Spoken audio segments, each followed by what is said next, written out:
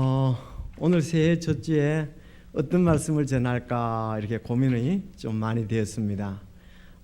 아무래도 우리 희망과 격려에 귀한 말씀을 첫 주에 전하고요. 다음 주에는 이제 우리 새해 표에 대해서 전하기를 원합니다. 우리의 희망과 격려에 관한 귀한 말씀, 아마 베드로전서 1장 1절에서 7절 말씀이 다 이제 그런 적합한 말씀이 아닌가 그렇게 생각을 해서 준비했습니다. 베드로전서 1장 1절에서 7절까지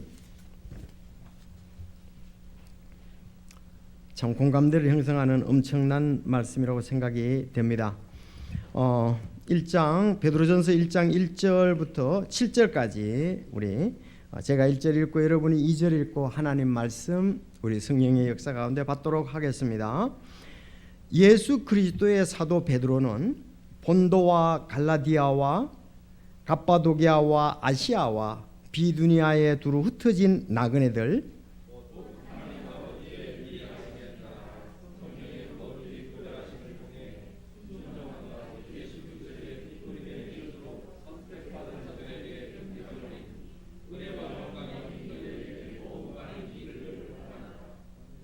하나님 곧 우리 주 예수 그리스도의 아버지를 찬송하리로다.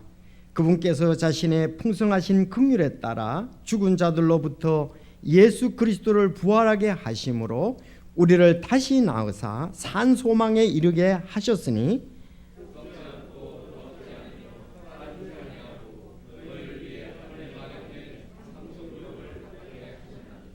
너희는 마지막 때에 드러내려고 예비된 구원에 이르도록 믿음을 통해 하나님의 권능으로 보호받고 있느니라.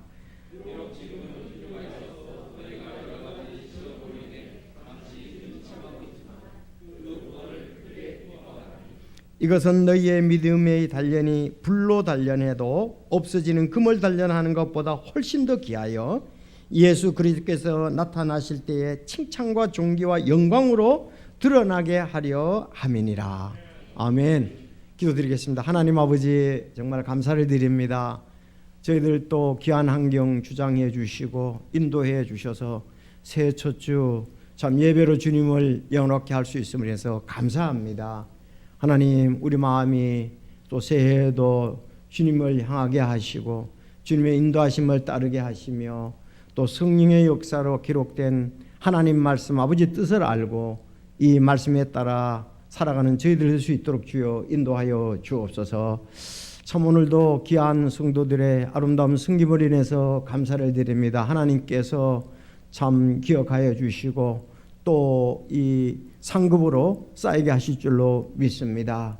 늘 아름다운 섬김에 주님 은혜와 또 복을 주시고 격려해 주시고 위로해 주시고 또 도전해 주시며 소망을 크게 갖게 하여 주시옵소서. 참 저희 교회 성도들 주님께서 참 말씀으로 인도해 주셔서 거듭나게 하시고 또 말씀 안에 살게 하신 것 감사합니다. 이 어려운 때에도 좌우로 치치지 않는 영혼 없게 하여 주시고 어린아이로부터 참 장년부리까지 늘 하나님 말씀 안에서 성령 인도하심에 따라 살도록 도와주시고 저희들을 써주시옵소서. 특별히 혼들을 구원한 일에 써주시고 세계에 선교를 하는데 써주시고 정말 아버지께 사랑을 나타나는 데 써주시고 이웃을 사랑하는 일에 써주시옵소서. 오늘 새해 첫 주 복된 말씀으로 참 하나님의 뜻을 우리가 알고 아버지께 영광을 돌리게 하옵소서. 특별히 참 어려움을 당하는 성도들에게 아버지 이 말씀이 필요하고 또 우리 강건에게 서고자 하는 성도들에게 이 말씀이 필요하니 하나님께서 친히 인도해 주시고 또 복된 말씀이 되도록 도와주옵소서. 전하는 자와 받는 자가 은혜가 되게 하시며 우리 주님을 높이게 하옵소서. 살아계신 말씀으로 참 우리를 새롭게 하여 주옵소서. 예수님의 이름으로 기도드리옵나이다. 아멘.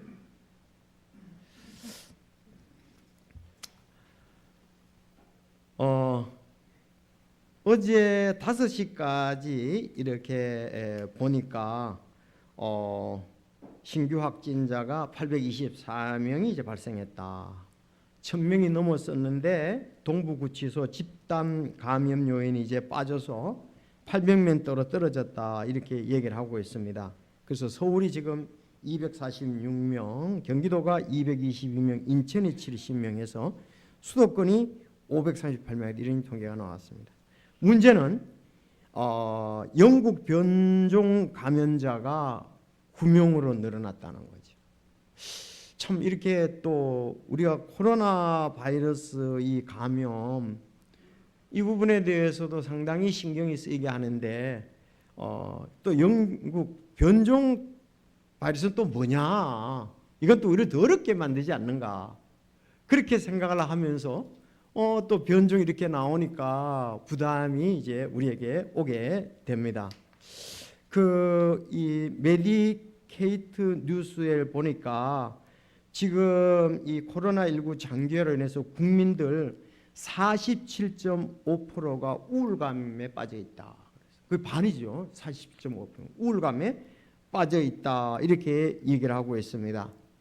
그러면서 우리 몸뿐만 아니라 마음까지 병들게 하고 있다. 이렇게 얘기하는 그 기사가 올라왔습니다. 그래서 47.5% 거의 50% 정도가 이렇게 정신적으로 우울감을 갖는다. 여러 가지 요인이 있겠죠. 또 겨울이니까 우리가 날씨가 추워서 이제 실내에 주로 머물러 있고, 또 우리 코로나 바이러스는 사회적 거리두기 때문에 만나지를 못하고 이런 여러 가지 참 요인 때문에 어려움을 겪고 있습니다. 가족들이 또 이렇게 함께 다 모여 있잖아요. 어린 아이들부터 또 이제 또 재택근무도 있고 이러다니까 참 어려움이 있는 것 같습니다. 그래서 제일 이제 첫 번째가 이 전염병에 감염이 되지 않을까. 그게 첫 번째라고 그래요. 그래서 전염병에 감염이 되면은 심리적 공포와 더불어 사회로부터 격리됐다는 그런 두려움과 이제 불안이 발생하게 된다고 합니다. 또 이제 두 번째는 보면은 경제적인 문제다. 코로나19로 특히 자영업자에게 큰 타격을 준다. 그리고 신문에 보면은 어저께 가장 큰 이렇게 중국집이라 그러나요? 그 집이 코로나19 때문에 영업을 중단했다는 그런 얘기가 있고, 사실 참 식당들이 참 많이 어렵습니다. 자영업자들이 어렵고요. 또 우리가 다 중소기업 대기업이 아니잖아요. 자영업자들은 그거 하는데 어렵기 때문에 앞으로도 경제적으로 어려울 겁니까? 사람들이 또 이렇게 사질 않는다고, 물건 같은 것도 가능하면 모든 것을 절약하려고 이렇게 하고 있기 때문에 참 우리 성도들을 위해서 저도 기도하고 있는데 몇몇 분들은 자영업을 하고 있기 때문에 신경이 있습니다. 여러분들이 기도해 주시고, 그러면 이렇게 우울증 환자가 우울감을 갖는 사람이 한 반 정도가 된다 이렇게 얘기를 했잖아요. 그리고 또 앞으로 경제적인 문제가 어떻게 될까? 그런가 하면 또 우리나라는 다른 나라도 마찬가지지만 정치적인 요인이 상당히 또 우리를 불안하게 하는 면들이 있습니다. 참 백성들을 잘 또 이끌어 나가야 되는데 그 부분에 있어서 어떻게 될까 하면서 성도들이 아니라 국민들이 마음을 졸이고 있습니다. 자, 이러한 때에 우리는 어떻게 해야 될 것이냐 하는 것을 좀 말씀을 통해서 이렇게 보기를 원합니다. 그 의왕시에서는 우울감 치료를 위해서 반려식물 250세트를 줬다고 그러대요. 반려식물을 줬다고 그렇게 얘기를 합니다. 그래서 정신건강 취약층을 위해서 앞으로 순차적으로 준다고 얘기를 합니다. 자, 바로 이러한 때에 우리에게 중요한 것은 하나님의 말씀이다. 하나님의 말씀이다. 그런데 이미 우리에게 말씀이 와 있는데 그것을 믿음으로 누리지 못하는 것이 참 우리 또 현실이다 이렇게 볼 수가 있습니다. 그 말씀을 누려야 되는데, 적용을 해야 되는데, 말씀이 격려가 되고 위로가 되고 도전이 되고 소망이 돼야 되는데 그걸 굳게 잡지 않고 있다는 거죠. 그래서 우리가 현상들 때문에 우리가 흔들리기 쉽다 이렇게 볼 수가 있습니다. 그래서 이 교회도 참 모이지를 못하기 때문에 사실 휴대폰으로 보는 거하고 현장하고는 많은 차이가 있잖아요. 여러분들이 보다시피 공감대 형성이라든지 또 우리는 성도들끼리 만나야 되거든요. 교제도 하고 서로 기도도 하고 주 안에서 하나라는 이런 것이 있어야 또 우리는 그 교제 단결에 대한 기쁨도 있고 함께 어려움이 있지만 함께하는 군사들이 있구나. 엘리야가 함께하는 군사들이 없다고 생각할 때에 그가 낭망을 하고 있었거든요. 근데 7,000명이 있다 그렇게 얘기를 했잖아요. 그런 것처럼 같이 어려움을 이겨내고 나를 위해서 기도해 주고 나를 격려해 주는 주의 군사가 있다. 그렇게 돼야 되는데 흩어져 있으니까는 개별적으로 그래서 사실 이 흩어지면은 참 이겨낼 수가 없죠. 사도행전 2장에도 보면은 그들이 예루살렘에 머물렀을 때 큰 힘을 발휘했었고 또 하나님께서 그게 역사했던 것을 볼 수가 있습니다. 물론 흩어져서도 그들이 승리를 했습니다만은 우리가 지금은 이제 흩어져 있는데 그럼 어떻게 승리할 거냐? 여기도 보니까 흩어진 나그네라 그랬거든요. 지금 못 모이는 거하고 비슷한 면이 있습니다. 여러분 그렇지 않습니까? 흩어져 있는 나그네다. 우리도 지금 흩어져 있습니다. 흩어져 있어요. 자, 이럴 때에 어떻게 해야 되겠느냐? 오늘 제목은 어려운 시기에 찾는 희망. 여러분 오늘 말씀에서 찾을 수 있기를 바랍니다. 제목은 어려운 시기에 찾는 희망. 우리의 희망이 어디 있느냐? 우리는 뭘 찾아야 되는? 오늘 본문 말씀에 보니까 나온다고요. 그래서 세 가지로 이렇게 볼 수 있거든요. 여러분들도 아마 공감을 하실 것입니다. 1절에 보면은 1, 2절은 이렇게 말씀되어 있습니다. 이걸 이제 1, 2절을 요약을 하면 우리는 그리스도의 피로 선택받은 나그네다. 그렇게 말씀하고 있어요. 자, 우리는 그리스도의 피로 선택받은 나그네. 따라합시다. 시작. 우리는 그리스도의 피로 선택받은 나그네다. 이렇게 이제 요약을 할 수가 있어요. 1, 2절을. 자, 3, 4절은 어떻게 할 수 있느냐? 우리는 산 소망에 이른 하늘 상속 유업자다. 우리는 산 소망에 이미 이르렀다 이거예요. 이른 하늘 상속 유업자다. 3, 4절. 자, 세 번째는 우리의 시험, 이 고난이나 연단 시험은 칭찬과 존귀와 영광으로 드러난다. 이렇게 말씀을 하고 있습니다. 그래서 여러분 자신과 가족들이 코로나19 감염이 될까 봐 우리가 불안하기도 하고 또 염려도 되기도 합니다. 두 번째 경제적으로 어려움이 올까 봐 또 어려움을 이렇게 예상을 하고 걱정할 수도 있습니다. 또 정치적으로는 나라가 불안하다 이렇게 볼 수가 있습니다. 그런데 여기에 성도들은 신앙 때문에 지금 어려움을 겪습니다. 여기 베드로가 말씀한 이 사람들은 신앙 때문에 자 신앙생활을 잘 해야 되는데 핍박이 있다 이거죠. 전도를 해야 되는데 어려움이 있다는 겁니다. 신앙생활 때문에. 사실은 우리가 신앙생활 때문에 이렇게 이런 부분들이 있어야 되는데 환경은 우리는 이겨낼 수가 있겠죠. 이 말씀에 쓰면은 우리 능히 환경을 이겨내야 할 부분들입니다.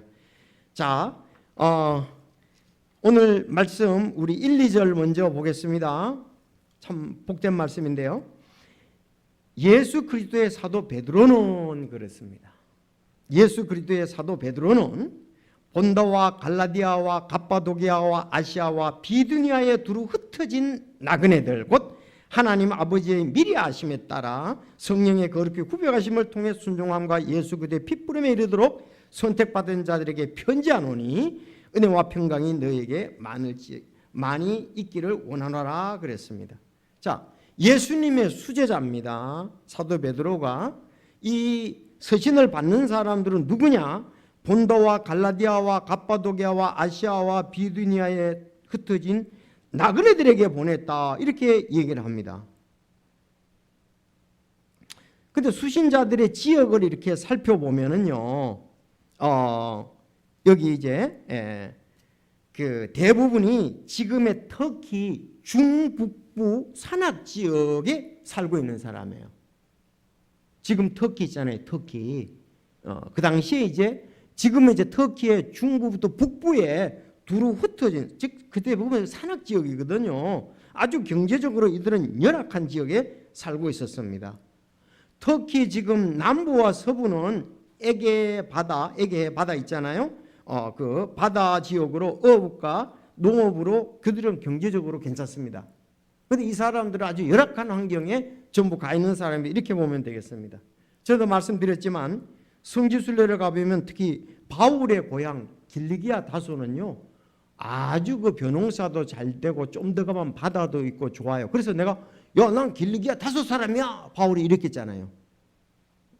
그런데 그 길리기아 다소에서 그 버스를 타고 산악지대로 올라가면 이제 거기에 나오는데 그게 이제 갑바도기아 가면 특히 갑바도기아 그 지역에 가면은 그 종교의 핍박을 피해서 동굴 생활을 했던데 갑바도기아라는 여기 지역이요. 자 이런 걸 볼 때 이들은 또 오늘 본문 말씀을 볼 때 신앙의 핍박으로 피신하여서 그쪽 지역에 가 산 걸로 우리가 보여집니다. 대부분. 왜? 그런 것이 없다면은 우리 그렇게 갈 필요가 없거든요. 여기에. 그래서 지도를 한번 나중에 찾아보세요. 여기 오늘 끝나고 난 다음에 집에 가 찾아보면은 본도, 갈라디아, 갑바도기아, 아시아, 비두니아 두루 흩어진 나그네들 그런데 대부분이 터키의 북쪽 지역이다. 그렇게 보면 되겠습니다. 본도. 그거는 이제 또 북서쪽이죠. 갑바도기아는 북쪽에서 이제 동쪽이죠. 북동쪽이죠. 또 이제 비두니아 뭐 가운데 갈라디아는 가운데 있고요. 자, 이렇게 흩어진 나그네였습니다.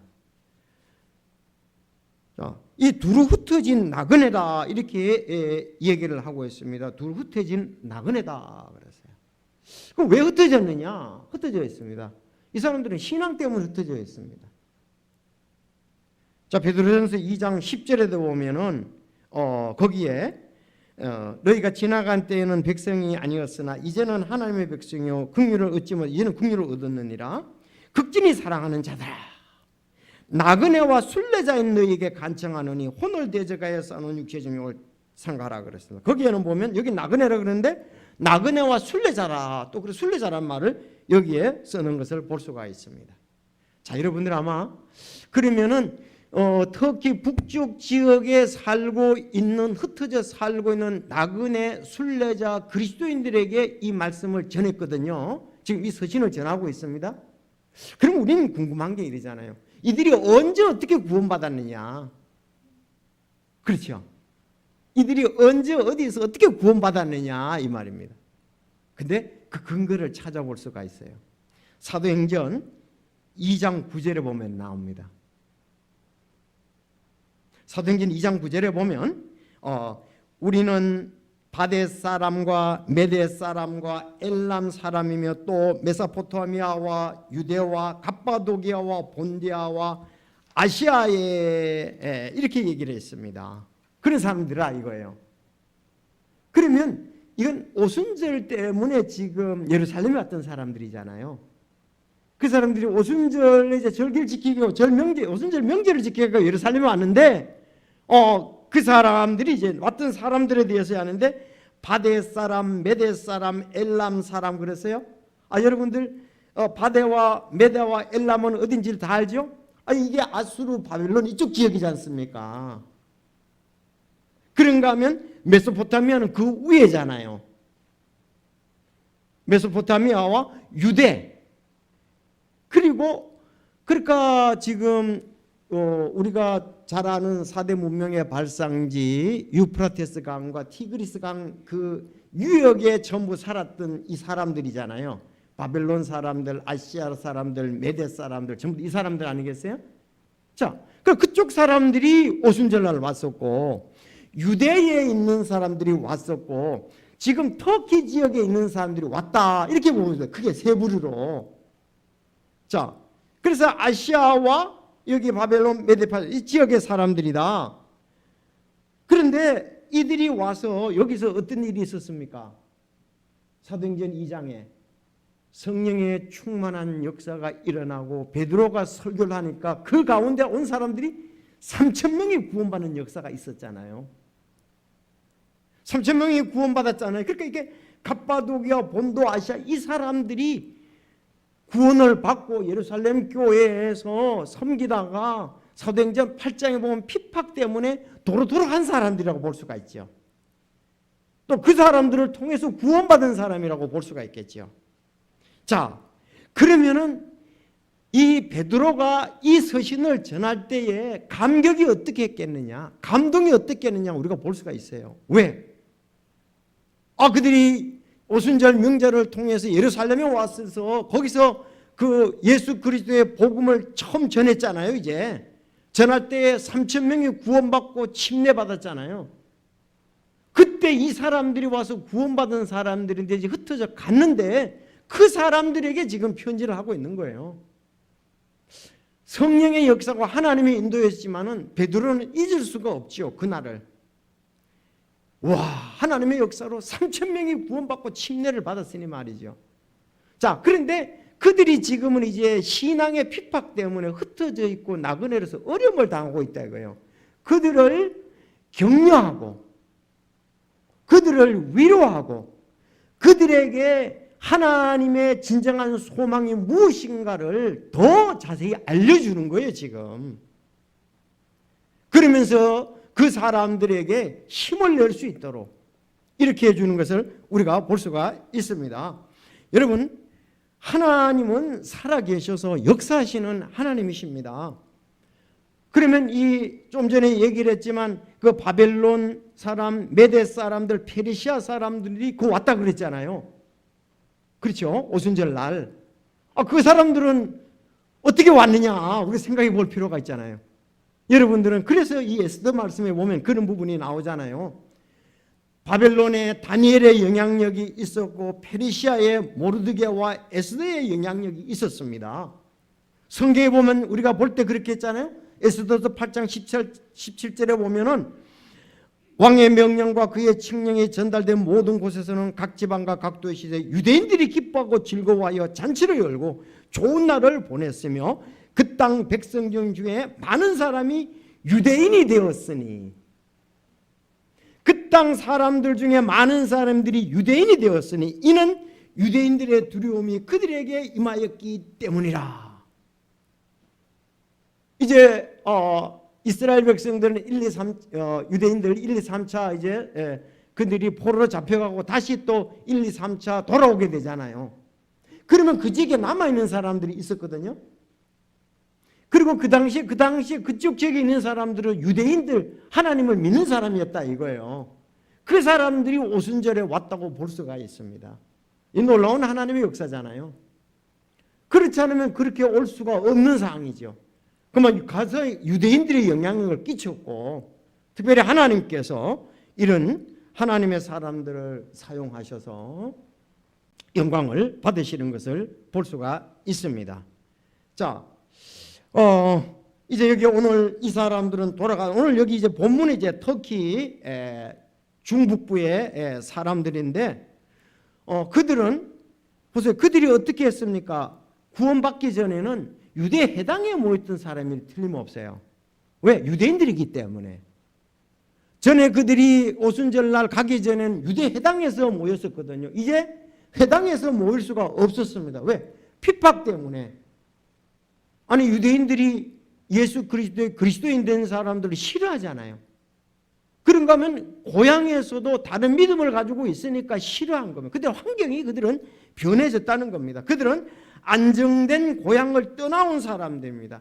신앙의 핍박 때문에 둘 흩어진 나그네다 이렇게 볼 수가 있습니다.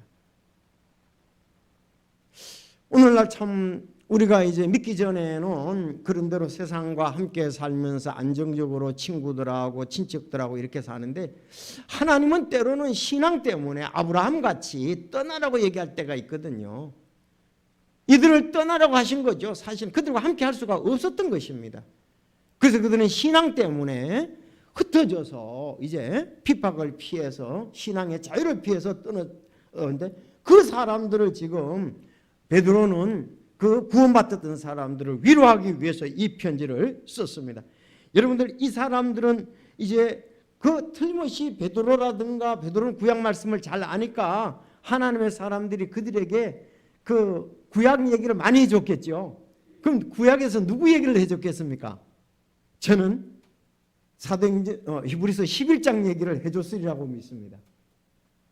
히브리서 11장에 보니까 믿음으로 그는 낯선 나라에 머문 것 같이 약속의 땅에 머물렀고 자기와 함께 동일한 약속의 상속자가 된 이삭과 야곱과 함께 장막들에 거했으니 이는 그가 기초들이는 한 도시를 바랐기 때문이라. 그것의 건축자와 만드신 분은 하나님이시니라. 16절 이제는 그들이 더 좋은 본향을 삼으니 곧 하늘의 본향이라. 그러므로 하나님께서도 그들의 하나님이라 불리는 것을 부끄러워하지 아니하시나니 그분께서 그들을 위해 한 도시를 예비하셨느니라. 그렇게 되어 있단 말이에요. 자, 너희들만 지금 어려움을 겪는 게 아니고 아브라함과 이삭과 야곱도 신앙을 위해서 장막에 거하고 더 본향을 사모하며 살았다. 그렇게도 얘기할 수가 있겠잖아요. 그래서 그들은 흩어져 있지만 소망이 있습니다. 갈 곳이 있습니다. 이 땅에서는 갈 곳이 없을지 몰라도 하나님이 준비해 놓은 것이 있다. 이렇게 볼 수가 있어요. 그래서 1절 이제 예수 그리스도의 사도 베드로는 본도와 갈라디아와 갑바도기와 아시아와 비두네 두루 흩어진 나그네들 그랬습니다. 자, 2절에 가면 그들의 신분을 확실히 하고 있습니다. 아마 이건 사도행전 2장을 그려보면서 생각해보면서 했을지도 모릅니다. 사도행전 2장 오늘 2절을 사도행전에 일어났던 그 생각을 하면서 했을지도 모릅니다. 여러분, 자 2절 한번 읽어보시겠습니다. 시작.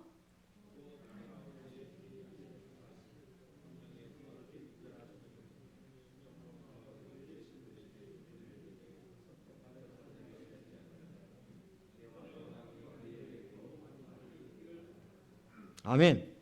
자, 여기 2절에 보니까 삼위일체 하나님이 드러나죠? 삼위일체 하나님이 드러납니다. 삼위일체 하나님이. 왜? 하나님 아버지의 미리하심, 성령님의 거룩히 구별하심, 또 예수 그리스도의 핏부림을 통해서 너희들이 선택을 받은 자다. 그렇게 얘기를 하고 있습니다.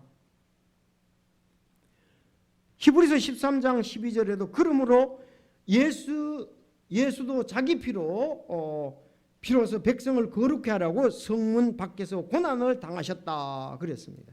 여기 삼위일체 하나님께서 구원받는데 역사하신 것을 볼 수가 있습니다. 자, 여러분, 우리의 구원에도 삼위일체 하나님께서 역사하십니다. 여기 첫째 하나님 아버지의 미리 아심이라고 그랬어요.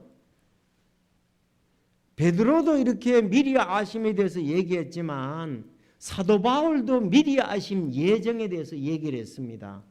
바울 사도도 에베소서 1장에 잘 나와 있거든요. 우리가 그 예정의 교리들이 있는데 그건 잘못 쓰면 안 됩니다. 구원받고 난 다음에 내가 예정되었었다고 말하는 거예요. 구원받기 전에 난 예정되는지 안 되는지 모르는데 이런 말 할 필요는 없어요. 그거는 하나님은 아시지만 우리는 모릅니다. 우리는 저 사람이 예정된 사람인지 아닌지 우리는 몰라요. 하나님은 전지전능하기 때문에 창세 전에 이미 알고 있다고 그랬습니다. 태어날 거라 모든 거 다 알고 계시잖아요. 구원받고 난 다음에 하나님이 나를 예정을 하셨다 이렇게 말할 수가 있는 거예요. 그래서 에베소 1장 4절에 보면 곧 우리가 사랑 안에서 자신 앞에 거룩하고 흠이 없게 하시라고 세상의 창건 이전에 그분 안에서 우리를 택하셨다 그랬습니다. 자신이 기뻐하시는 뜻에 따라 우리를 예정하사 예수 그리스도를 통해 자신의 아이로 입양했다 그랬습니다. 그래서 우리는 이렇게 하나님의 뜻에 따라 예정되어 있다가 구원받았다 이렇게 보면 되죠. 이 사람들도 예정되었던 사람들입니다. 그리고 두 번째로는 보면 성령의 거룩히 구별하심을 통해서라고 그랬어요. 성령님이 어떻게 거룩히 구별합니까? 요한복음 6장 8절에 보면 그분께서 오셔서 죄에 대하여 의에 대하여 심판에 대하여 세상을 꾸짖으시라. 죄에 대하여 하면 그들이 나를 믿지 아니하며 그랬습니다. 우리 성령님 하나님은 우리를 예정하시고 성령님은 어떤 역할을 하시냐 하면 우리가 죄인이라는 것을 보여주고 의인이 되는 걸 보여주고 심판에 대해서 꾸짖으십니다. 그래서 성령님은 우리가 말씀을 통해서 죄인인 것을 쫙 드러내 주시는 거예요. 그러면서 우리를 성령으로 구별하시려고 하는데, 그럼 어떠냐? 예수 그리스도께 나가도록 하는 역할을 하는 것이 성령의 역할입니다. 그래서 요한복음 6장 8절 잘 알아주십시오. 그분께서 오셔 죄에 대하여, 의에 대하여, 심판에 대하여 세상을 꾸짖으시라. 우리를 꾸짖으신다 이거예요. 그러니까 우리가 난 죄인이야 이게 아니고 성령님께서 우리의 죄인인 것을 드러나도록 역사해 주셔서 예수 그리스도에 나가도록 그렇게 우리가 해석한 거예요. 그 세 번째는 바로 이제 예수 그리스도의 핏부림에 이르도록 선택받은 자다. 그래서 결국 우리 핏부림에 이르도록 우리 핏부림에 이르렀습니다. 그래서 선택되었습니다.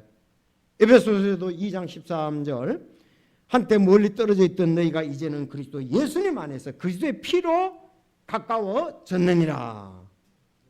우리가 예수님의 피를 힘입어 새롭고 살아있는 길로 지성소에 들어갔다 이렇게 말씀을 하고 있습니다.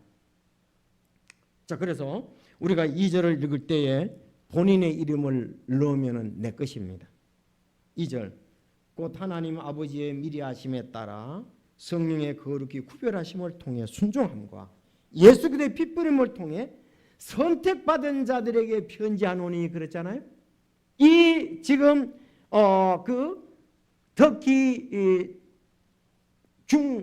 중북부에 있는 이 사람들을 갖다가서 지금 여기 갑바독 여기 있는 사람들에게 선택받은 자들에게 편지한다 그랬습니다. 그러면 여기서 선택받은 자들에게 내 이름을 넣으면 되잖아요. 맞습니까? 나도 이렇게 선택받은 자 똑같습니다. 그들도 하나님의 미리 하심과 성령님의 거룩하게 하심과 예수 그리스도의 핏부림으로 구원을 받았단 말이에요. 역시 우리도 동일합니다.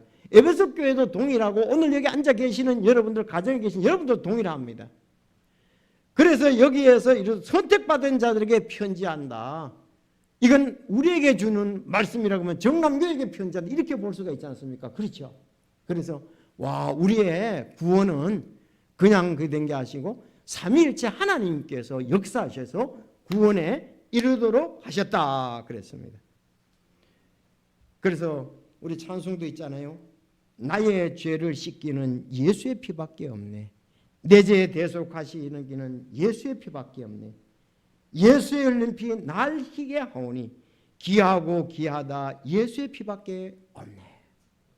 실제적으로 십자가에서 피 흘려 목숨을 바치시고 묻히셨다가 3일 만에 부활하신 분은 예수 그리스도시다. 예수님의 핏부림에 우리가 이르렀습니다. 그러니까 예수님의 피가 우리를 구원한 거예요. 만약에 예수님의 피를 통해서 구원함이 여러분이 없다 그러면은 이것은 참 우리가 불행한 것이고 우리는 아무것도 아니라 그렇게 볼 수가 있습니다. 여러분 한번 예수 그리스도의 핏부림이 여러분하고 상관이 있습니까? 여러분은 예수 그리스도의 핏부림에 이르렀습니까? 다다랐다 이 말이죠. 바로 그것이 중요하다 이렇게 볼 수가 있습니다. 핏부림이 없이는 사함이 없습니다. 핏부림 없이는 사함이 없습니다. 자, 그래서 오늘 여기에서는 특별히 그 지역에 사는 사람들 얘기하고 그들의 선택받은 구원 문제를 먼저 격려를 했습니다. 여러분이 이것이 없으면 다음에 뒤에 것은 필요가 없거든요. 더 들을 필요가 없어요. 핏부림이 먼저 돼야 됩니다. 피를 통해서 구원받아야 됩니다. 1, 2절이 된 사람이 3, 4절도 관계가 되고 5에서 7절까지 말씀에도 관계가 됩니다. 그래서 이 말씀을 듣는 성도 여러분들 또 가정에 있는 여러분들 정말 예수 그리스도의 보혈의 피가 나와 연관이 있는가, 내 죄와 연관이 있는가, 그것을 보면서 우리가 확실할 필요가 있습니다. 이 부분이 안 되어 있으면은 신앙생활 하는 것도 그런 헛것이라고 볼 수가 있죠. 앞으로 구원받으면은 감사한 일이지만 지금은 하나님과는 관계가 없습니다. 예수님의 핏부림이 이르러야 되는데 그 핏부림에 우리가 이르러야 하는가를 살펴봐야 할 것입니다. 자, 그러면 두 번째. 자, 이제는 우리가 핏부림을 이렇게 으로 선택된 사람은 어떤 사람이냐? 3, 4절에 보면 우리는 이제는 산 소망이 있다 이 말이에요. 산 소망이 있고 우리는 하늘의 상속 유업자다 이렇게 말하고 있어요. 이거 엄청난 일이죠. 예수님의 보혈피는. 그렇죠. 우리는 믿음으로 받아들이면 되지만 그 일을 이루신 예수님은 엄청난 일을 하신 거죠. 이루 말할 수 없는 고난을 통해서, 인간이 당할 수 없는 그런 고난을 통해서 죄 없으신 예수님이, 자 이제 산 소망이, 살아있는 소망, 이걸 라이브리 호프라 그러냐? 홉이라 그러냐? 예, 살아있다. 라이브 살아있다는 거잖아요. 살아있는 소망이다 이렇게 보는데, 살아있는 희망이다 이렇게 보는데요. 자 3절, 하나님 곧 우리 주 예수 그리스도의 아버지를 찬송하리로다. 그분께서 자신의 풍성하신 긍휼에 따라, 아멘입니까? 하나님의 죄인인데 우리는 그분의 풍성하신 은혜에 따라, 베드로도요 풍성하신 은혜에 따라 구원받고, 그들도 풍성하신 은혜가 없었다면 구원받을 수가 없습니다. 따라 죽은 자들로부터 예수 그리스도를 부활하게 하심으로 우리를 다시 낳으사 산 소망에 이르게 하셨으며, 자 여러분 4절 시작.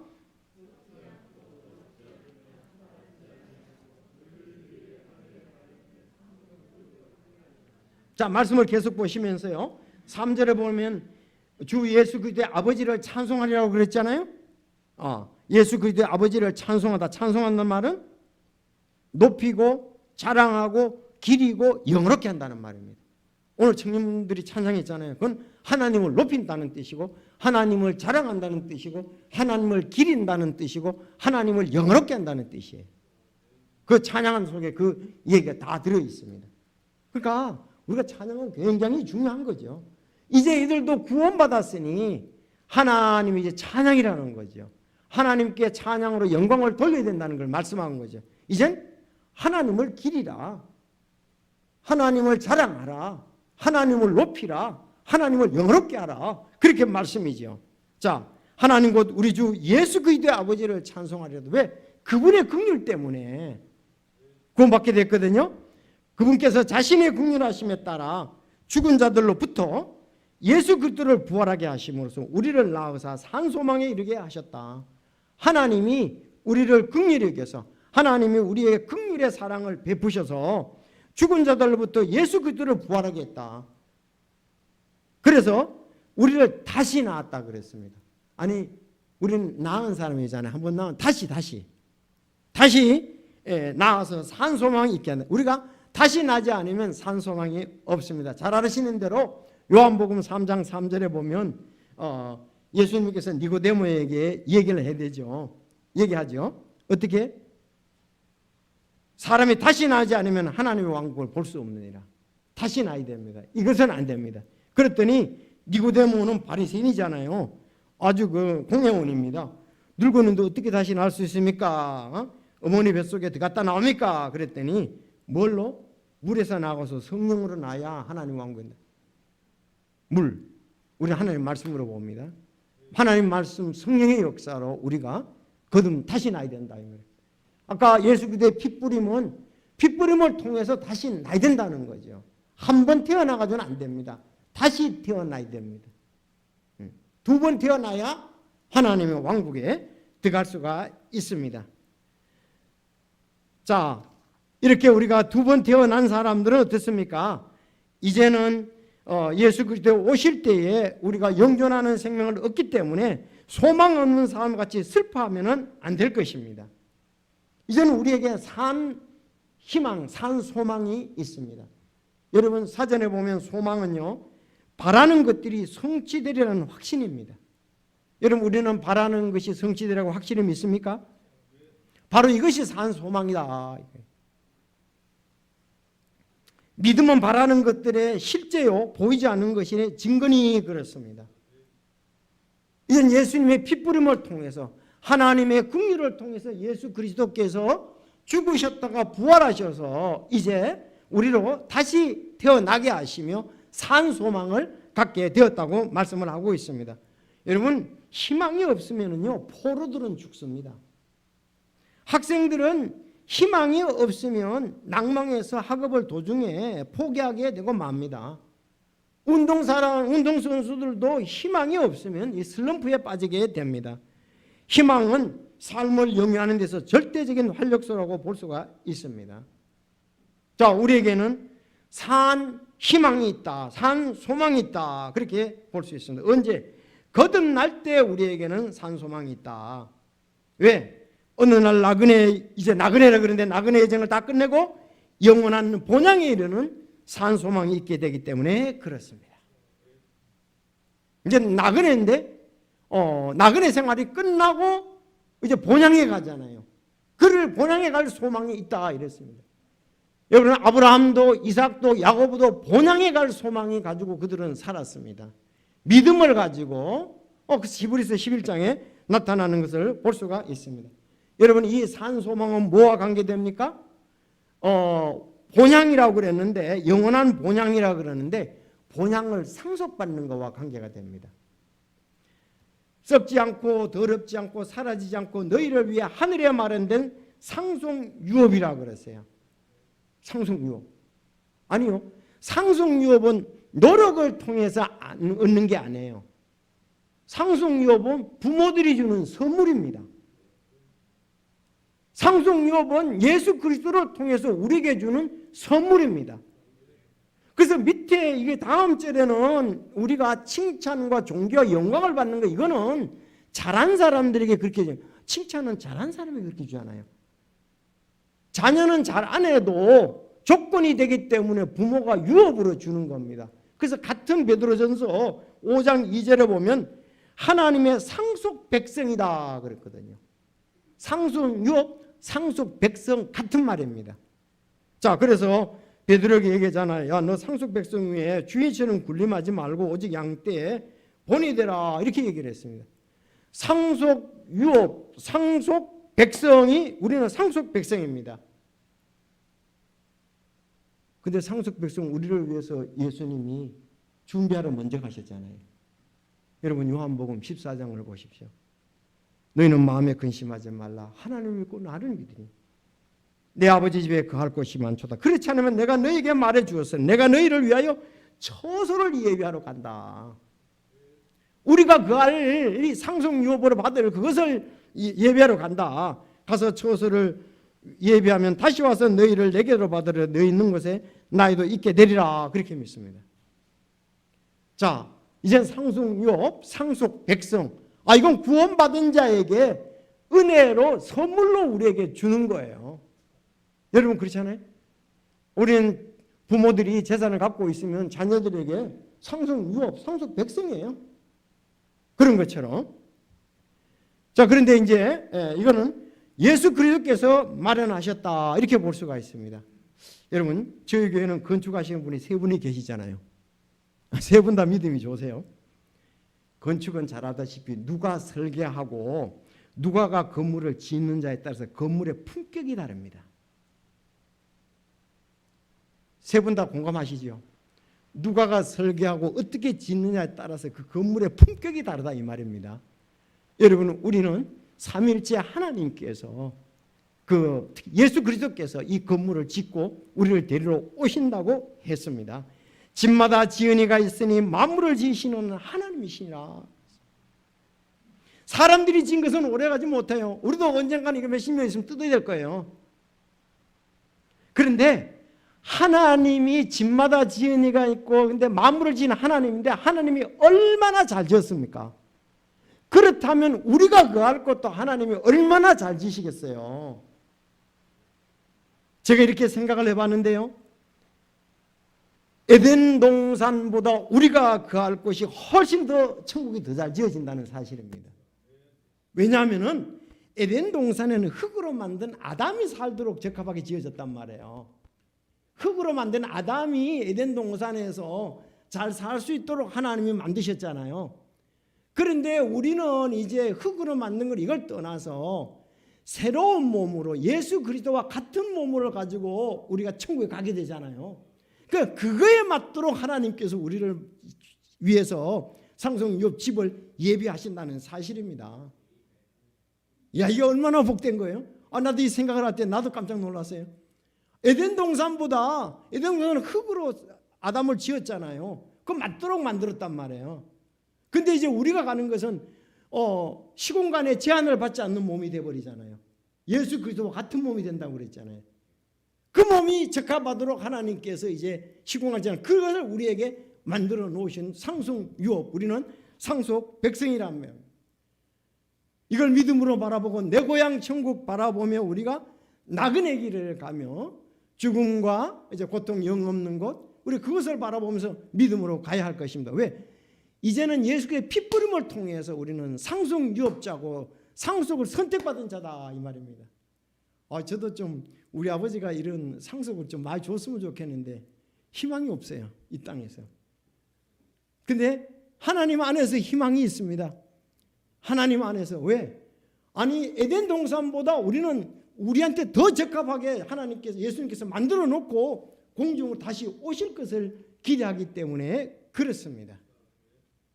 자, 그래서 세 번째는 보면은 이건 이제 일한 자에게 조금 전에는 첫째 구원받아야 되고 두 번째 구원받은 자는 선택된 자고 상속을 받을 자고 세 번째는 이제 일한 자에게 관한 겁니다. 그래서 여기 시험이 나오거든요. 연단이 나옵니다. 우리의 시험은 칭찬과 존귀와 영광으로 드러난다 그랬습니다. 마지막 때에 너희는 마지막 때에 드러내려고 예비된 구원에 이르도록 믿음을 통해 하나님의 권능으로 지금 보호받고 있다 그랬습니다. 여러분 지금 우리가 하나님의 권능으로 보호받고 있습니다. 모르드게와 에스더가 하나님의 권능으로 보호받고 유대인들이 바벨론에 가서 보호받듯이 우리도 하나님의 보호를 받고 있습니다. 그런데 지금은 필요가 있어서 잠시 근심하고 있다. 그런 구원을 크게 기뻐하라 그랬습니다. 그들도 그렇게 한 것은 하나님이 그들을 멸하기 위하여 그들을 연단해서 하나님께로 다시 돌아오기 위한 거잖아요.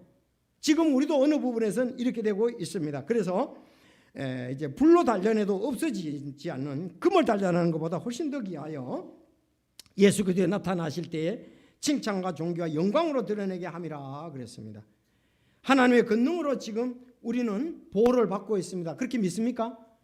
아니 사도행전 우리가 28장 20절을 암송을 하지 않습니까? 세상의 끝까지 항상 너희와 함께 있느니라. 그런데 우리가 주님이 항상 함께 있음을 믿어야 되는데 누려야 되는데 바라봐야 되는데 이것이 없는 것이 문제죠. 자, 왜? 우리 하나님의 아들이 되는 권능을 그분이 주셨잖아요. 그래서 하나님의 아들이 됐습니다. 그러면 하나님의 아들이 되는 권능을 주실 뿐만 아니라 하나님은 우리를 권능으로 지켜주신다는 것도 하나님의 약속입니다. 권능으로 구원받고 권능으로 지금 보호함을 우리는 받고 있다 이렇게 볼 수가 있습니다. 자, 여러분들 우리는 예수님 오실 때까지 권능으로 보호받고 있음을 확실히 믿을 수가 있습니다. 데살로니가 후서 1, 2절에 보면 예수님의 그 공중재림에 대해서 얘기를 하고 있거든요. 그때에 거기 7절에 가보면은 그런 말씀이 있어요. 불법의 신비가 이미 일하고 있으나 다만 지금 막고 있는 이가 길에서 옮겨질 때까지 막으리라 그랬습니다. 불법의 신비가 이미 일하고 있습니다, 여러분들. 그런데 다만 지금 막고 있는 이가 이제 누굽니까? 성령입니다. 성령이 우리를 갖다가서 보호하고 있어서 옮겨질 때까지 막는다 이거예요. 여러분 동 뜨기 전이 가장 어둡다고 얘기하잖아요. 해 뜨기 전이 가장 어둡다고 얘기하잖아요. 지금 우리는 어두운 세상을 보지 말고 그 가운데 오실 의의 태양 예수님을 바라봐야 할 것입니다. 여러분 우리가 너무 코로나19가 이게 어떻게 될 것인가? 저도 막 헷갈려요. 이렇게 저렇게 누가 옳은가 이게 지금 뭐 정보 싸움이고 뭐가 어떻게 되는지 알 수가 없어요. 그러나 확실한 것은 하나님께서 우리를 지켜주신다는 것입니다. 계시록의 13장 18절에 보면 짐승의 수 사람의 수 666 큰 이적을 행하는 거짓 대언자들이 예박되는데 그 거짓 대언자가 주는 666을 받기 전에 우리는 7년 대환란 이전에 예수 믿는 사람은 이제 하늘로 올라갈 것에 대해서 말씀하고 있습니다. 결코 그것이 우리에게 다다르지 않는다는 사실입니다. 우리는 7년 대환란을 통과하는 자가 아니고 그 전에 휴거가 된다고 말씀을 하고 있습니다. 여러분, 여러 가지 코로나19 때문에 음모가 있다 할지라도 성령님께서 우리를 지켜주신다고 여기서 말씀을 하고 있습니다. 그래서 잠시 근심하고 믿음의 단련을 위해서 우리가 있는데, 믿음의 단련을 우리가 잘 받아들여야 되겠죠. 고린도서에 보면은 이미 설교를 했습니다. 금과 은과 보석, 금은 보석, 나무풀 집이 있잖아요. 자, 우리가 그래서 이 시련에서 잘 견뎌서 하나님의 영광을 드러낸 자들에게는 오늘 말씀처럼 칭찬과 영광과 존귀가 있게 된다는 말씀입니다. 상을 받게 된다는 말씀이죠. 여러분, 이 다 믿음의 사람들은 믿음의 연단을 다 이겼습니다. 아브라함은 모리아 산에서 이삭을 통한 믿음의 시련을 받았고, 모세는 미디안 광야 학교에서 40년간 믿음의 연단을 받았고, 다윗은 사울로 인해서 유대 광야에서 10년 동안 믿음의 연반을 받았습니다. 지금은 아마 우리가 코로나19에 대해서 믿음의 시험일지도 모릅니다. 우리는 여기에서 승리를 해야 되겠죠. 당연히. 우리 근본주의 침례교사 믿음의 조항 15번을 보면 성도의 견인이라는 말이 나옵니다. 자, 우리는 끝까지 견디는 자야말로 참된 성도임을 믿는다. 그리스도에 대한 불효불급의 애정은 피상적인 신앙 고백자와 구별되는 큰 표시인 것이다. 특별한 하나님의 섭리가 그들의 안녕을 지켜준다는 거예요. 정말 내가 예수 그리스도의 보혈의 피로 구원받고 선택된 자고 하나님의 상속 유업자라면은 이런 그를 위해서 우리가 성도의 견인, 지금 참고 견디는 믿음을 가질 수가 있다는 겁니다. 그래서 그렇게 하면 우리가 칭찬과 존귀와 영광으로 드러난다고 했습니다. 저는 코로나19가 이게 다 지나가면은 우리 자매들이라든지 또 우리 어르신들이 다 와서 예배 드리게 되리라고 생각을 합니다. 우리 교회가 코로나 전이나 코로나 후와 상관없이 다시 잠시의 상황이 지금 모이는 상황이 거리두기 어렵게 됐으니까, 그래서 전염병이니까. 그러나 여러분들이 믿음을 가지고 다 와서 함께 찬양을 하고 함께 섬기고 주님을 높이게 될 줄로 믿습니다. 여러분들이 그거를 고대하리라고 믿습니다. 여기 베드로는 믿음을 가지고, 믿음의 말씀을 가지고 흩어져 있는 나그네들에게 위로와 격려와 희망의 말씀을 지금 주고 있습니다. 우리도 이 전염병으로 인해서 어렵고 힘들 때에 위로와 격려의 힘은 이 하나님의 말씀이라는 것을 알고 우리가 이 어려운 것을 이겨내야 되겠습니다. 예수님은 십자가도 이겨냈습니다. 왜? 그 앞에 놓인 기쁨을 인해서, 부활해서 하나님의 그 본향에 가는 그 부분 때문에 이겨냈다, 그렇게 말씀하고 있습니다. 그분께서는 자기 앞에 놓인 기쁨으로 인해 십자가를 견디사 그 수치를 멸시했다. 그뿐 부활 때문에 견디사 수치를 멸시했다 그랬습니다. 성도 여러분, 이사야가 말합니다. 너는 두려워하지 말라. 내가 너와 함께하느니라. 놀라지 말라. 나는 내 하나님이라. 내가 너를 강하게 하리라. 참으로 내가 너를 도와주리라. 참으로 내가 내 의의 오른손으로 너를 떠받쳐 주리라. 이사야 시편에 보면 3번 정도 나오는데, 내 영혼아 어찌하여 낙심하느냐, 어찌하여 내 속에서 불안해하느냐. 나는 하나님, 너는 하나님께 소망을 두라. 내 얼굴에 건강이시오 내 하나님이신 그분을 내가 여전히 찬양하리로다 그랬습니다. 여러분, 낙심하지 말고 불안해하지 마십시오. 하나님께 소망을 두고 하나님의 얼굴 앞에서 강건하시고 그분을 계속 찬양할 수 있기를 바랍니다. 여러분, 시편 23편에서 다윗이 말하잖아요. 내가 사망의 그늘진 골짜기를 다닐지라도 해를 두려워하지 않고 주께서 나와 함께 계시며 주의 막대기와 주의 지팡이가 나를 위로하십니다. 사망의 골짜기, 이 죽음이라는 거잖아요. 그런데도 내가 두려워하지 않는 것은 주께서 나와 함께 하신다. 주께서 내 원수들의 얼굴 앞에서 내 앞에 상을 차리시고 기름을 내 머리에 부으셨나이다. 제가 작년부에도 올려드렸습니다마는 모르드게와 에스더가 결국은 원수 앞에서 상을 차렸잖아요. 그 모르드게가 이제 2인자가 되지 않습니까? 국무총리가 되잖아요. 죽을 뻔하다가 하나님께서 역사하셔서 하나님께서 사단의 지금은 사단이 역사하거든요. 여기서 승리하게 하셔서 우리를 하여금 그 사단이 부끄러움을 결국은 당하게 될 것입니다. 성도 여러분 말씀합니다. 아무것도 염려하지 말고 모든 일에서 기도와 간구로 하나님께 감사하면서 기도하십시다. 코로나19 때문에 내가 이 참 전염병에서 두려움이 있습니다. 내가 재정적으로 어렵습니다. 하나님 이거에 대해서 알리고 그래야하면 하나님의 평강이 예수 그리스도를 통해 너희 마음과 생각을 지키시라 그렇게 말씀하고 있습니다. 성도 여러분 우리는 예수님을 영접함으로 산 소망을 가지고 있습니다. 그래서 이 근심 걱정 불안에서 해방되기를 바라고 또한 성도들은 하나님을 신뢰하고 그분과의 관계를 돈독히 우리가 해야 되겠다 이 말입니다. 지금 하나님과의 관계를 우리가 돈독히 해야 됩니다. 그것보다 더 안정감을 주는 것은 없습니다. 안정감은 주님과의 관계입니다. 안정감은 구원하고 관계됩니다.